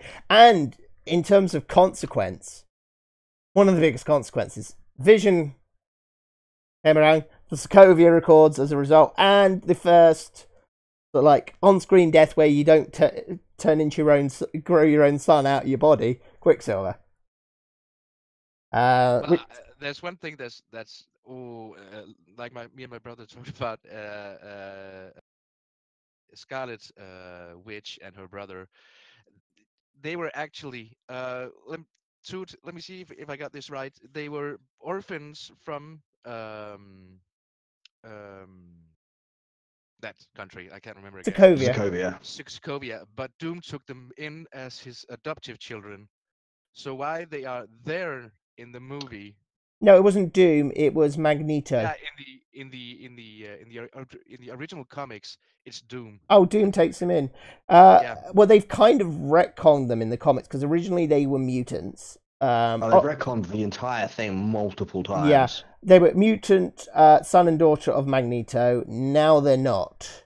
But there are 2 versions. This is not the Quicksilver and Scarlet Witch from the X-Men. We're going to make that clear. These are 2 different ones. The X-Men, Quicksilver and Scarlet Witch are mutants. The ones from the Avengers are not, and the reason is Fox are the only ones allowed to use the word mutant when referring to superheroes. This was part of their deal buying the X-Men and Deadpool. So this is why they're not referred to as mutants. This is why they kind of changed the backstory a little bit. I think there was 2 reasons this didn't quite go as well as it could have done. I think there was a bit more studio interference this time. There was also, I think Joss Whedon was kind of like tired. He was worn out, and he says that I think he said that himself, that he kind of he felt burnt out while doing this one. I must admit, there were certain parts of it that were. I didn't think the casting for Scarlet Witch is very good. Yeah. I don't think what's her name? Olsen. Elizabeth Olsen. I don't think she's very good at Scarlet Witch. I think in the first film, again, she came across as this whiny pissant, and it was just really hard to get behind her. She's supposed to be quite a strong character who doesn't understand her powers and sort of grows into them and stuff like that. So I get why there's some fear and everything. But from the start of the film, it's just like whine. I just couldn't see any sort of inner strength coming from this character that it's supposed to be. Yeah. And I thought Quicksilver was fantastic. I much preferred the Quicksilver in the Avengers cinematic universe to the X-Men universe. 100%. You're actually one of the ones in the minority, because I think but I think mostly when people are thinking about the X-Men, Quicksilver, they're thinking of that scene. Yeah, so that was the entire thing, was the whole Quicksilver thing. He was better portrayed, but the cockiness that he brings to it in Avengers, I love the actor as well from Kick-Ass. I can't remember his name. And just the way that he portrayed Pietro in the film was just awesome. And I can see why the script was written so that Pietro was the cocky one and Wanda was the wet fish of the two, so that you had the both sides of the coin. But for a character like Scarlet Witch, who has the ability to everything's gone, it was just a bit. He's definitely one of the more powerful I don't heroes like out there. you. Stop talking. Please go away. I mean, she destroyed, she could destroy so much with just her mind. It's uncanny. But yeah, so it did well enough in the box office, but I think it was kind of like the first evidence that there was some strains in the way the Marvel Studios was set up. I don't know whether you know that Kevin Feige was kind of the head of the Marvel Studios at the time, but he was also part of a committee of 6 who were there to look after the artistic integrity, and that's going to actually have an effect on the next film, Ant-Man, because it was apparently issues with that committee that led to Edgar Wright leaving the project. And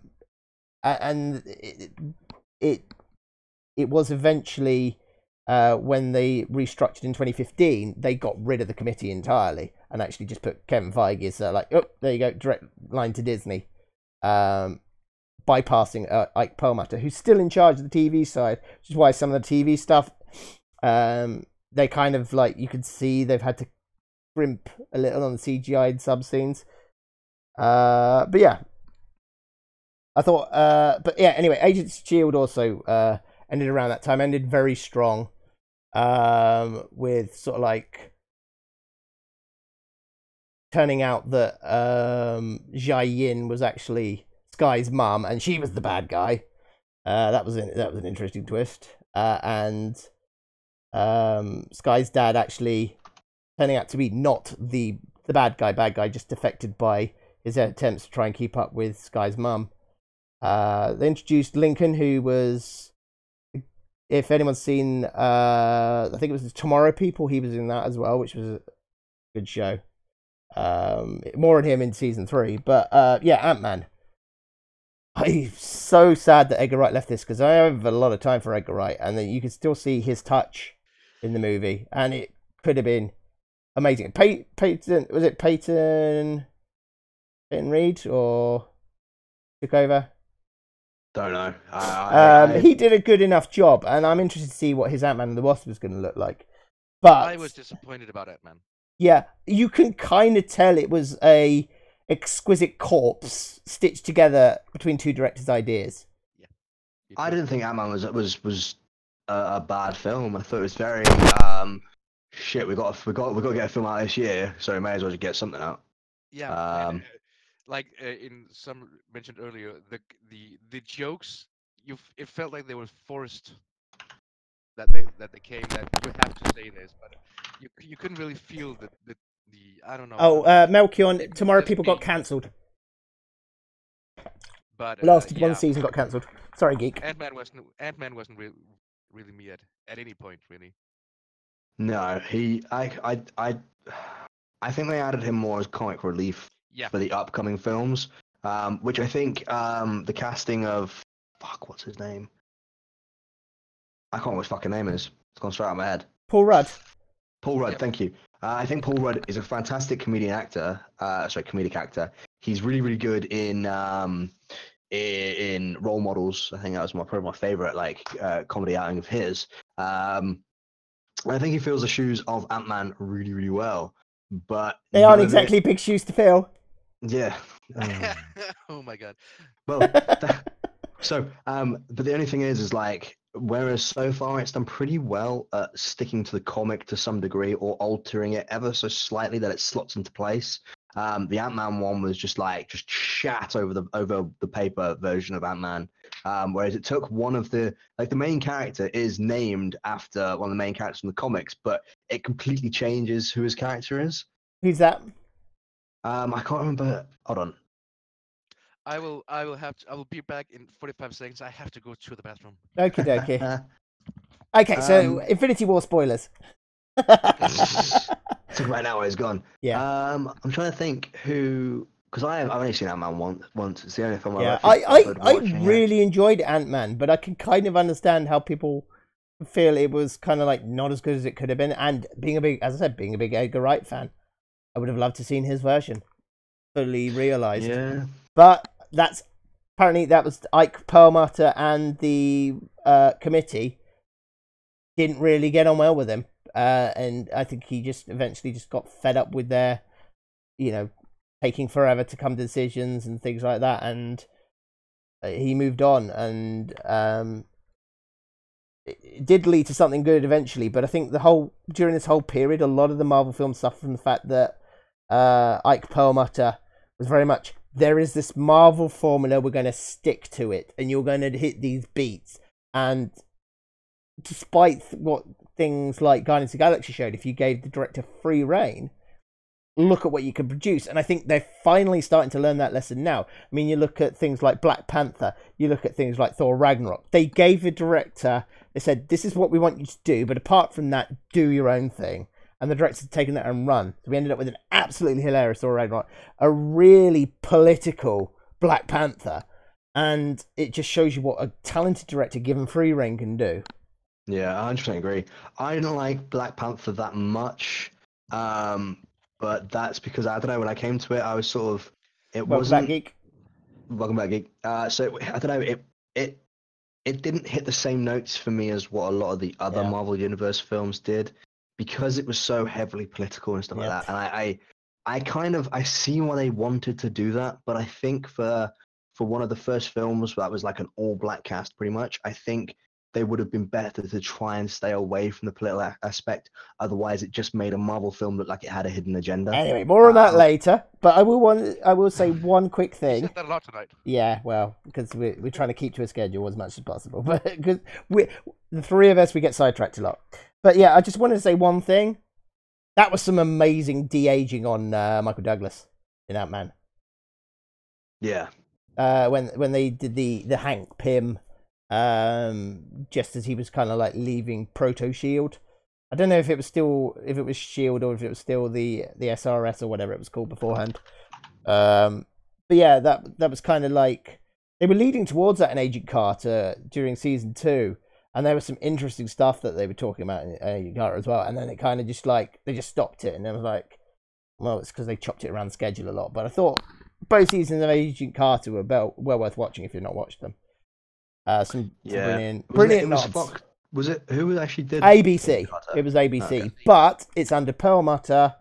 So around the time they cancelled Agent Carter, they also turned down, I think it was Most Wanted, which was meant to be a spin-off from Agents of S.H.I.E.L.D., starring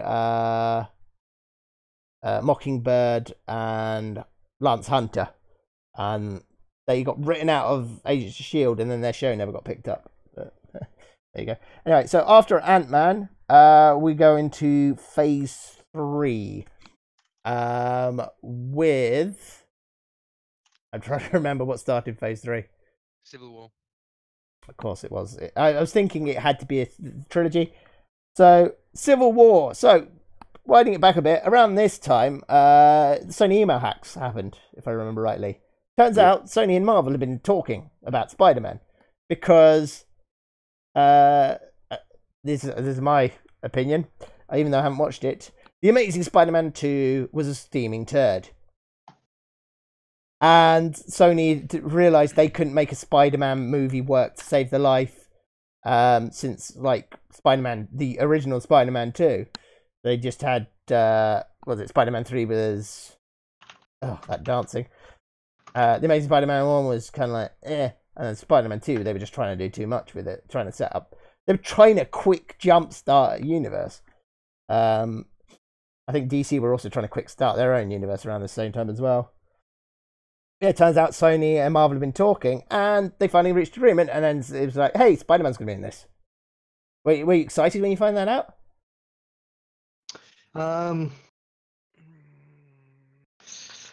Yeah. Am I allowed to swear here? Yes. Fucking hell. I mean, when I saw the trailer and I saw that Spider-Man come in and pull up the shield, I was like, no. I mean, first of all, like I said earlier, it's funny that the age gap between Peter Parker and his aunt is kind of like Hot Aunt May. Yeah, Hot Aunt May. Oh, Marissa Tomei. But yeah. So, yeah. But yeah, I wasn't a fan that Spider-Man came in. I have to agree. I was so hoping that it was Ultimate. No, is it Ultimate Spider-Man? Miles. Yeah, I was so hoping it was gonna be Miles Morales. And then they confirmed that it was Red Spider-Man. I was like, no. Well, obviously, yeah. I like the idea, and I think Tom Holland is perfectly cast. Best Spider-Man. He is the best perfectly. Spider-Man. If Stanley Lieber says that you are the best Spider-Man, you are the best Spider-Man. Did Stanley say that? Yeah, he said he thinks Tom Holland is the best Spider-Man. He thinks he is Spider-Man. Basically, he's everything that Stan Lee said he wanted from a Spider-Man actor. Obviously, they need some spider web though for his mouth though, because he keeps dropping spoilers. I was actually expecting it to be Ezra Butterfield for Spider-Man. He was in the running, wasn't he? Yeah, there was a couple in the running, but it was Britain's own Tom Holland. I'm Tom Holland, me.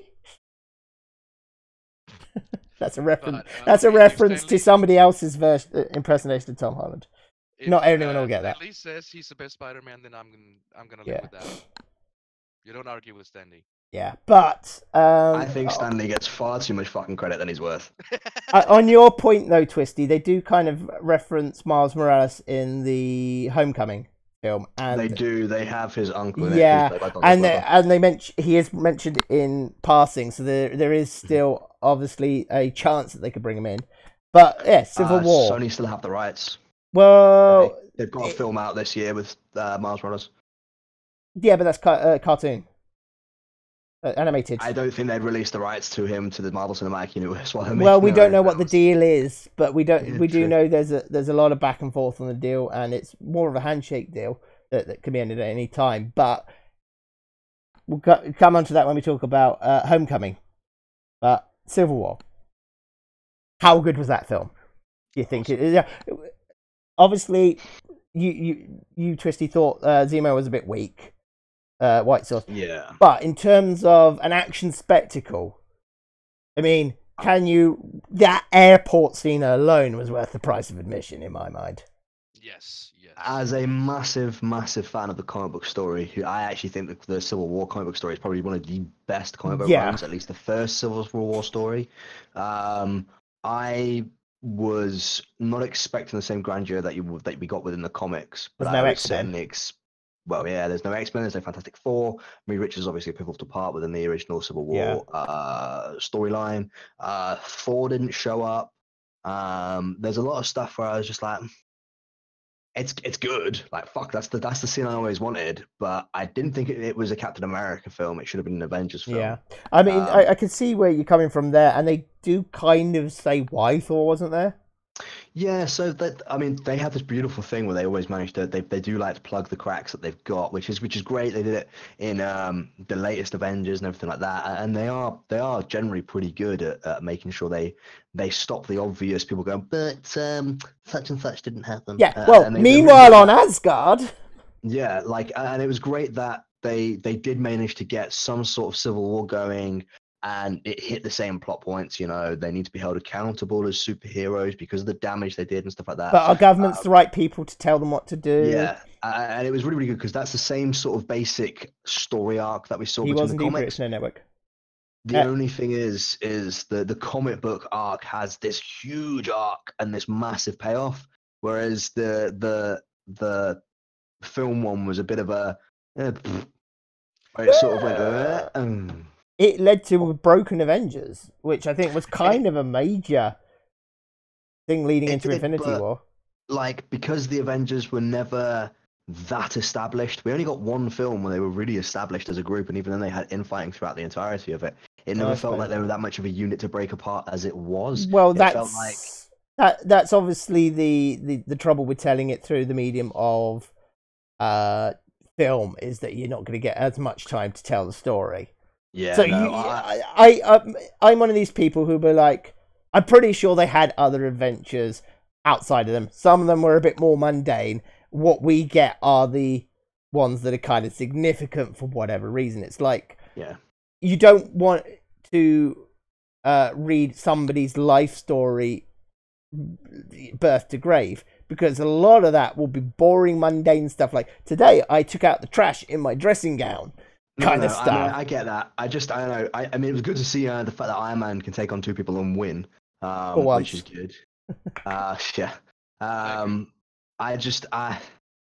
They got to that certain point of the film when you see the film of Bucky killing Tony Stark's dad. Yeah. At which point, any credibility that Captain America had is fucked off out the window, because he goes around. He goes, you can't hurt him, and it's like, well, he can. He killed both his parents. What the fuck are you doing, Captain America? Go stand over there and let the big boys deal with it. Yeah. Because there's generally, it's like, oh, but he's my friend, and it's like, basically. So because he's your friend, it's chill to kill other people's parents. The fuck are you on about? Stop taking acid. Yeah. Like, it's just not good. It doesn't make coherent sense. I'm just going to say with someone thought in chat said that the film simply took a side in Civil Wars. But this side's right, this side's wrong. I say that there were elements of right and wrong on both sides. I think that they were. Yes, there is need for oversight for things, but you don't want it being total control. But at the same time, you don't want to just give superheroes license to do whatever they please, because the result can be catastrophe, and it would lead to vigilantism and that kind of thing. That's practically the one Marvel movie where the bad guy actually wins. Yeah, I see. This is the thing you and I obviously agree on, is that while I agree with what Twisty says, and that he got a bit lucky, maybe he was just really good at understanding what would push the buttons. No, he was lucky, because you can actually say that if they caught the Black Panther down in that tunnel, all his plans would go to shit. Yeah, 100%. But it introduced Giant Man, introduced Spider-Man, and it introduced obviously Black Panther, who it obviously turns out quite significant later on, for a number of reasons. Because he ends up looking after Bucky at the end of the film and things like that. So yeah, I did thoroughly enjoy it, and that, as I said, I think that airport scene alone was worth the price of admission, even though it was obviously smaller scale. I think what was brilliant about it, and what made me really trust the Russos going into Infinity War, was their ability to kind of tell a story in the middle of the battle. Like, you had Natasha and Clint basically going, you know, we're still friends after this, right? And it depends how hard you hit me, kind of thing. And it's I really like that kind of interplay with all the different characters interacting. Yeah, very much so. And the real consequence for poor Rhodey, where he ended up breaking his spine. But definitely one of my favourite Stan Lee cameos. Got a package here for Tony Stank. Yeah, Tony Stank. Yeah. So after Civil War was, I believe, what was that next? I want to say Spider-Man, but I think I'm wrong. Mr. Strange. Doctor Strange. Benedict Cumberbatch. Can't imagine anyone else as Doctor Strange now. No, Just like Robert definitely, Downey. that is one of like my top 3 Marvel films of Doctor Strange. Do you know what my favourite character is in Doctor Strange? The bad guy. The Cloak. No, the what? The Cloak. The Cloak. Yeah, right, yeah. The Cloak is amazing. They managed to get so much personality into the Cloak. More personality than most DC films get into their main characters, especially Superman. And little known fact, Eddie Redmayne was actually on the. Yeah, he was shortlisted to be Strange. Yeah, I think because he ended up playing. He would have done good. Yeah, possibly. Having He was really seen good. him in both Fantastic Beasts and the Stephen Hawking thing, he does kind of like have a good acting range. Yeah. Although He was to really, be really honest, I'd prefer to see him as another Doctor at some point. Doctor Who. Doctor Who. Doctor Who. He would make a great Doctor Who. Yeah, Benedict Cumberbatch. He's on way too much money now, though, so we'll never see that. Yeah, Benedict Cumberbatch. What do you think of his American accent? He's alright. Better than Tom Hardy's. Oh my god, yeah. That's in the Hall of Shame, that one. But yeah, first time that sort of like the mystic arts have been introduced to sort of like magic, for want of a better term, been introduced into the Marvel Cinematic Universe. Because obviously Asgardian stuff doesn't count because that's advanced technology. But I really liked it, and I like they kind of like took some stuff from Ant-Man where he went into the microverse, and they kind of like ramped that up to 11 with an LSD trip thrown in for good measure. Like He went to the astral plane, didn't he? Yeah. So again, the video that I mentioned on YouTube again takes points from Doctor Strange as well, because of the whole science, magic, technology actually being the same thing. Highly recommend watching it. Please do. British Nerd Network says, "Gotta love Buttercup Cumber Snatch." Buttercup. that has become one of those great memes that everyone seems to do at all times. It's brilliant. But yeah, so some people didn't really like Strange. Some people thought the villain was a bit weak, but I thought it set up some nice things, and I'm interested to see where Doctor Strange 2 goes. That's going to be interesting because I'm pretty sure that's one of the that's been pretty much confirmed that that's happening at some point. Yeah, it's already been ticked off. Just quickly, I have just set a time. I've got about 20 minutes or so. Okay, right. Speeding up then. So what's next? The next one after Doctor Strange will be Guardians of the Galaxy Volume 2. Okay, so then in that case, we'll quickly talk about Agents of S.H.I.E.L.D. Season 3, carrying on the Inhuman stuff. And this was the Hive arc. Hive is the Inhuman that could control other Inhumans.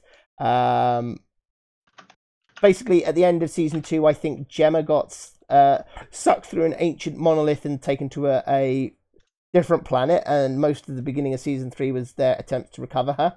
Unfortunately, Grant Ward is still being a massive dick. Ends up going through as well. Turns out this was an old place where they sent Hydra people as sacrifice to feed this entity called Hydra. He ends up going inside Grant Ward. Grant Ward becomes Hydra. Comes back. Massive showdown. Him and Daisy ending up having a massive fight because they were quite close to being a romantic interest at one point. So there's all sorts of stuff going on there. He mind controls her. They eventually defeat him, and then she goes off the radar because she can't deal with the fact that she kind of like turned bad guy for a little while. But yeah, good season of Agents of S.H.I.E.L.D. I thought that was one of it was their strongest one to date. Some real peril. They finally finished off Hydra for the third time. And then, so Guardians of the Galaxy Volume 2. I take it you're not as big a fan of it? There's not really much to really say about it. It hit the notes that it was supposed to hit, and that's about it. Yeah. I did like some of the nods to the comic book stuff, like they had the original comic book Guardians team there. They did, yeah. So that was quite cool, but I think every step it took was weaker than the first film. The bad guy, not interesting. The soundtrack, nowhere near as good. And it was just not as fun. Yeah. So basically, but then Guardians was so good that there was always a chance it was coming below. But yeah, I thought it was pretty good. Yeah, but it wasn't as in some movies you need some surprise anyway. It didn't come at all. No, On no. view. Yeah. It started off really strong. Ravager subplot, great. The first set of people that you meet, the golden race of creatures, fantastic, awesome, really cool. Yeah, fun. the arrogant people. And then yeah. the whole thing with Ego and everything like that, I was just like, oh, give us a fucking break. He was just not likable. He wasn't a very enjoyable character, and it was just a bit the payoff just wasn't worth the ordeal. Well, I enjoyed it, but anyway. So next was. So just to be clear, I enjoyed it. But yeah. Just you don't think it didn't hit the heights? That's fair enough. No. Next, this was definitely Spider-Man: Homecoming, wasn't it? Next, if I remember rightly, yes. Spider-Man: Homecoming. So, important because it was a Sony distributed film, if I remember correctly. They still own distribution rights. Both them and Marvel get a share of the profits, but Marvel is in charge of character casting and plot, basically. So I thought it was brilliant, and actually. Vulture, I thought was actually a very one of Michael Keaton's best roles. Holy shit! The moment when he's in the car with Peter Parker, with Tom Holland, when he answers the door, and it's like, fuck. Yeah, and it's kind of like you slowly understand that not only does Peter know who he is, he knows who Peter is. Yeah, and kind of subtly warns him to stay away. Yeah, no, it's definitely a very good film. In fact, I may actually go and watch it after this podcast. Yeah, definitely another example of a villain with a good point. Definitely. But if you read in the chat, and I agree on this one, why did Spider-Man forget how to use the spider sense? Actually, I think the spider sense was subtly different, and it wasn't kind of like they tried to make it so it wasn't quite as obvious. I think that was a deliberate choice, and I think it worked better because it was kind of like. I think the other thing as well, he's still new to his powers. He's relatively new in terms of Spider-Man. I don't think he's fully learned how to control everything yet. Like he's a teenager. You do have to tone down some of the characters as well, because if you let them have their full power strength, considering Spider-Man was at one point stronger than the Hulk or comparable. If you look at, say, Wanda, Scarlet Witch, she's nowhere near as strong as what she is now, or in the comics anyway. So you do have to sort of step back the character a little bit so they don't, because otherwise the film just wouldn't make sense. Yeah, the bit in the suburbs, is brilliant. Where he's kind of like, "No, how do I get home?"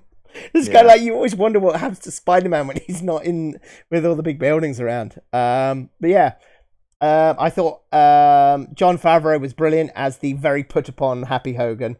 I thought there was some really nice chemistry between the two of them. I think Tony Stark did really well as kind of like a father analog. There was a bit of a theme between that and Guardians 2, where there's it was all about the father-son relationship.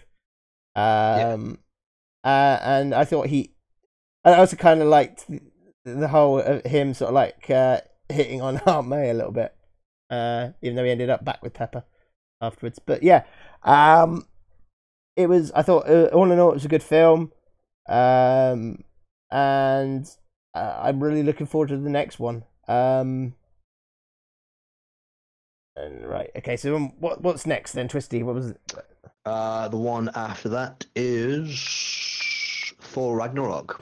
Yes. Well, just before that, season 4 of Agents of S.H.I.E.L.D. obviously started. We're going to skip over the Netflix ones. If you haven't watched the Netflix ones, go watch. And they're kind of in their own self-contained bubble, so they don't cross over quite as much. They kind of reference stuff, but yeah. I thought Daredevil. I thought they were all good. There were some that were weaker than others, but they were certainly watchable. But yeah, what do you think of the Netflix as a whole? Daredevil, epic. Jessica Jones, mediocre. Iron Fist, dog shit. Luke Cage, mediocre. Okay, I got it. I agree with that. Except Luke Cage, I loved it. So, what about Punisher? Mediocre, because just mediocre at best. I'm sorry, but why skip over his origin story of him killing the mafiosos to then do some bullshit plot about the military? No. It's not Maybe Punisher. they'll go back to that in season 2. John but... Bernthal was awesome, and you Yeah, well introduced cast. Jigsaw. Congratulations, but you really made him really unappealing. Yeah. You skipped the best parts, which made the Punisher cool when he avenges his family and therefore does things that superheroes can't do, and that's stop the bad guys. And you just made him into a bit of a boring military film, kind of like I could see for pretty much anything on Netflix. So, Okay. Yeah, but one thing, the Punisher, wrong casted, because you have a character who plays almost the ultimate bad guy in Walking Dead, and who's known most by that character, and then plays him as Punisher. No. You not didn't work for you. me. Oh, okay. Nope. That's fair. So I thought the casting was on point, but yeah. So Twisty, you think casting was mostly poor, but some of the story wasn't that good. For Punisher, yeah, very much so. Okay. Go and watch the Punisher film with Tom Jane, which is much better. Yeah. Yes, it is. Yeah, it's a different Punisher. Don't watch the Punisher 2. Do not watch. Yeah. It. Punisher Anyway. Warzone, yeah. Okay, so that's Netflix covered. So season 4 of Agents of Shield introduce both Ghost Rider, the Robbie Reyes version, although it does have a brief cameo by the other one whose name escapes me. I want to call him Johnny Blaze, but I'm pretty sure that's wrong. That's the one on the bike. Yeah, that's the one. So Johnny Blaze is blinking you miss it one. All CGI thing. They also introduced the life model decoys and the framework, which is their kind of like equivalent to the Matrix. He comes in season 4? Yeah, season 4 of Agents of Shield is Ghost Rider, life model decoys, and the framework, all of which interact with each other, and it ends with I haven't seen season 4 yet, so. Yeah. Oh, okay. Not going to go into details, but those are the major things that's in there. So yeah. Thor Ragnarok. Thor Ragnarok. Yes. I loved that film. Yeah, but let me ask you one thing first. The logo Ragnarok, was that taken from a Commodore 64? I think it was deliberately very 80s. I think it was deliberately very 80s. 100%. Yeah, I thought it was well casted, well directed. It really allowed Chris Hemsworth to finally shine as Thor. And it was ballsy. They got rid of his hair, they got rid of his hammer, they gave him jokes, and it worked really well. And I think that's credit to the writer, the director, and there's some of the bit part characters, like the Grandmaster could have been forgettable, but it was Jeff Goldblum. Gotta love Jeff Goldblum. All of it was really good. It's a shame they had to have such controversy by cutting out the LGBTQ, or however it is. Sorry, I can't remember the abbreviation. Well, they kind of subtly referenced the fact that Valkyrie was at the least bi. So there was a scene filmed where it explores that, and they cut it. And that was sort of a bit of controversy about it. I don't see what the big deal would have been, just having it in the fucking film, but such is life. God forbid you offend a certain part of the audience. Yeah. I just realised I should have been talking about season 5 of Shield now, but bearing in mind Geek hasn't even seen season 4, I'm not going to talk about that at all, except 2 things. Number 1, time travel. Number 2, end of the world, but not the end of the world you think. And some nice throwbacks, especially with the episode 100 to season 1. But that's what I'm going to say on that. So yeah, obviously Ragnarok, then Black Panther. Yeah, I didn't enjoy it when I first watched it. Would probably watch it again because I think I would probably enjoy it now. Yeah. I didn't particularly vibe with the bad guy very much. Fantastic acting by all people involved. Thought there was too much of an undertone running throughout the entire film. So go on, DK. Yeah. It's too much political. Yeah. The undertone was too much there, and I think it would have been better to have something that for once wasn't trying to have an undertone to it when it came to race. The subject of race and racism and stuff like that is fucking is horrible, period. It would have been nice to have had something that stepped away from racism and just enjoyed the fact that it just was the first step in the right direction for for racism as a whole, and just a subtle nod would have been great, but instead it was a nod and a funny handshake, and I don't think it was needed. Gilded, great movie with too much hype. Yeah, but it wasn't a hype that they created as such. It was more The created media by. created it. Yeah, Well, yeah. I think a lot of people saw it early doors, and the people who kind of went and saw it early doors were the ones who were always going to overhype it. So, I mean, well, there was all the hype beforehand at the fact that it is actually a full black cast, and that's just doesn't happen very recently. And the fact that it was a superhero film with a full black cast was what made it so big. Well, representation is important, but anyway, 100%. yeah. So obviously, that led on to the next film, which we're not going to talk very much about because spoilers. But Infinity War. I have to ask one question. Yeah. Yes. Phil Coulson, does he return in Infinity War? The answer is no. There is no. I will say this now. If you've not seen Infinity War, there is no crossover with the television or the Netflix series in this one.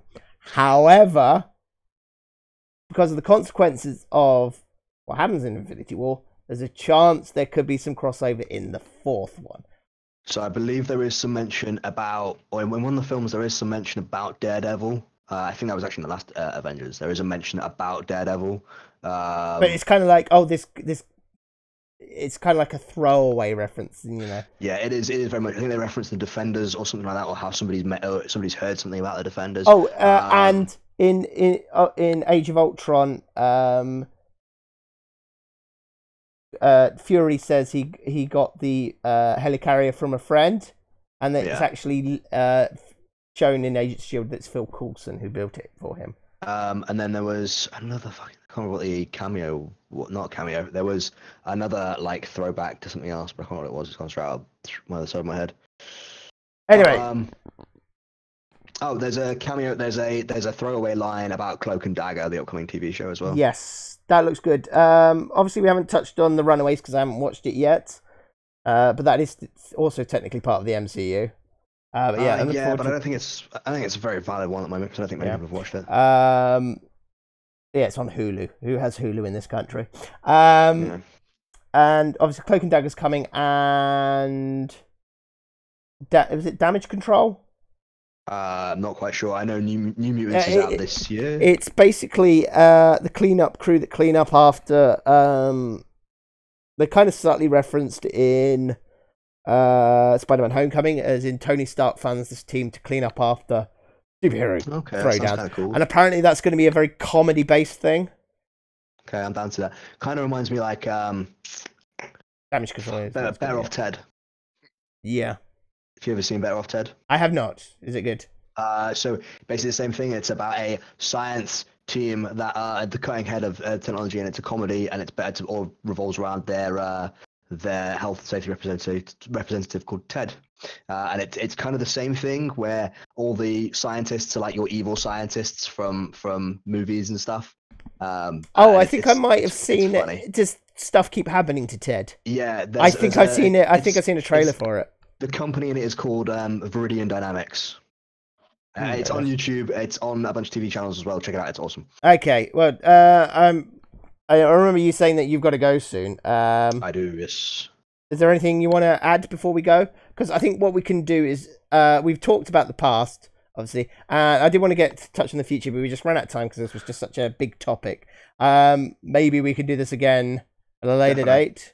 100%. We can talk about the future. We can talk about, because I really want to get into the Ike Perlmutter stuff as well, because that was kind of like weird, and how they ended up putting Kevin Feige overall. There's some 100%.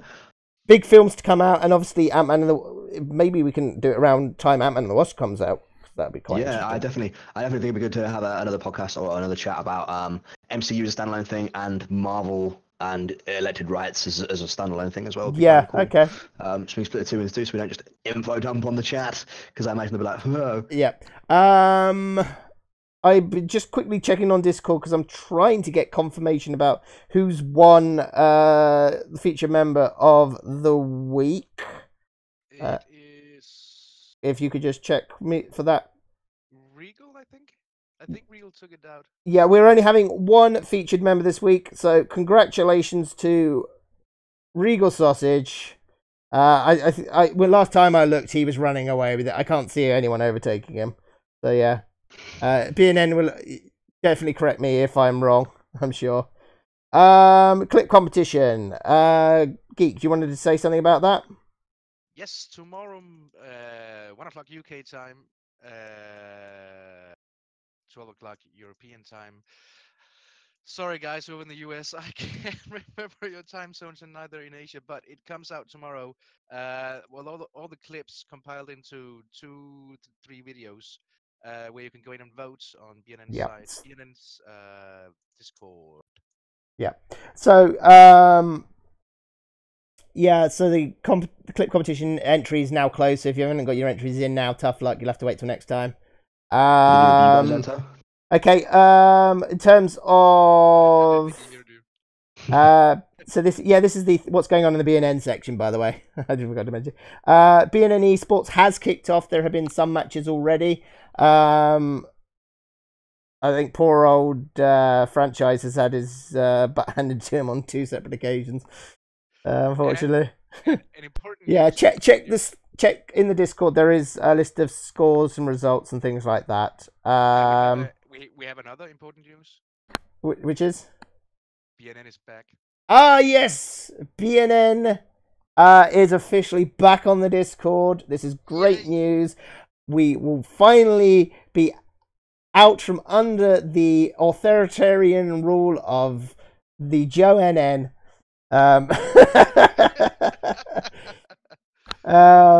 No, it's great for the BNN to be back. I'm really pleased they feel they're in a better place now. Good enough to be back and doing stuff. Yes, Katie is going to be continuing our movie marathon. For the MCU films. The next one will be, I believe, Thor, as we just discussed earlier. And next week's episode, I believe, is the Star Wars episode, which Katie and I will be co-hosting. Although I'll probably let her do most of the talking because it's really worn my voice out too. And I think it's Sati is joining us for that, if I remember correctly. Is there anything else? Oh yes, please check out Twisty Shapes and Geek for Gaming's channels, and my own if you wish to. Our Twitters are also floating around. It's okay. Apparently it's Iron Man 2 due to issues. It was missed yesterday. So yes, next weekend will be Iron Man 2. So if you didn't miss it this week, it just didn't happen, unfortunately. Anything else? Yes. We need a target for the raid. So if someone can come up with a target for the raid, that'd be good. Let me just see who we've got going from our guys. Well, yeah. So, what I'm gonna say is, it's been an absolute pleasure hosting this for you guys. I could have probably talked all night about this. Yes. 100%. Yeah, it's one of those subjects that when you get on it, it has just so many side branches, and we haven't even touched on the whole Fox deal. That could bring Deadpool into the MCU. How good would that be? Here's a random tidbit. You know the end fight in Deadpool 1? Yeah. Apparently, that's on the crashed helicarrier. Yeah, that was confirmed as a crashed helicarrier. It can't be referenced directly, but it was it was confirmed to be a crashed helicarrier. There is one question that we all need to ask, and just do it with the name, no explanation. The favorite Marvel movie, Twisty. Favorite Marvel movie? Yeah. In the MCU? Yeah, in the MCU. Doctor Strange. Ooh, tough one. Currently, it would be Infinity War. Okay, and then I'll just go with the original Avengers. Yeah, the Infinity War, for the simple reason as it's the culmination of the 10 years, and it's a payoff reward for those who've stuck with it and watched every film. Sorry, Karen. Yeah. I'm just looking at who to recommend to raid. Trying to spot people who've been active in our general chat. We've got Pork Chop has been. Pork Chop, but she's not on the. For some reason, she's not on the list on Discord. Oh, probably because she streams from console, so Is she okay, doesn't right. have a Discord open, and I don't think she's Um, tight. I think she's on PlayStation, which, as far as I'm aware, doesn't have links to You can do Discord it on the yet. yeah. Xbox does. I know Xbox will. You can tie your Xbox in, and it will tell you what you're playing. So there's streaming. Sorry? it's not sadly no. Yeah, we always try and raid our featured one of our featured members winners, or now Just double featured check. member winner. Yeah, so please go check out Regal Sausage. Tell them that they're awesome and they got voted for to be featured member. Actually, I think he is. Yes. Yeah, he is. Regal Sausage is streaming. Okay, so should we go raid Regal Sausage then? Yes, we shall. What do you think, chat? Should we give it a go? Go over say hi to Regal and wish him happy featured. Oh yes, I think most of us will be at EGX this year. I don't know about. Are you going to make it geek? EGX? Come on, you know you want to. I can't swim that far. Yeah, I think Ank's coming. You sure you can't jump on her back, get carried across by a giant? I could get in her suitcase. But yeah, so yeah, if you want a chance to meet me or Twisty, I think we're both going to EGX this year. Both you going on Saturday, Twisty? I will be there for Friday, Saturday, and Sunday. Yeah, I will be there for Saturday. So if you want to come hang out, head to EGX. It's formerly Eurogamer. Yeah, so it's a Birmingham-based gaming convention. Yeah, if you want to see new games, peripheral sales, live esports, live cosplay, it's over 4 days in the tail end of September. I think it's 21st to 26th. Do Twitch have an official presence there, or any of the other? I don't know off the top of my head. Well, we'll try and find out. I don't think so. Anyway, look it up. EGX. It should be a lot of fun. It's at the NEC. What date? It's I think it's. I'll get the dates and put them on Discord because I'm not entirely sure off the top of my head. 20-something. September. Yeah, it's 20-something of September. Ironically, I live in Birmingham now, but I will have moved away by then. So I'm gonna have to come and stay with my mother-in-law. But yeah, I highly recommend checking it out. It looks like it's gonna be really good fun. And yeah, it'd be awesome. Okay, generally. so We got him. Yeah, so we need British Nerd Network to set up a raid because I don't even have it open. Yeah, none of us have mod privileges. Yeah, none of us have mod privileges, so we have to rely on the BNN to do our raiding for us. This is why we're so glad that they're back. Ah, yes. Well, we will probably have. If this goes really well, we might make it a regular thing where we meet up at a convention. So start saving. Yeah. It will definitely be something that I'll be attending. Hey, maybe we could get a booth one day. There's an idea, BNN. It's the countdown now. See you guys later. Catch you guys later. Alright, perfect. I'm going to need to disappear, guys, because I need to get food because I'm starving.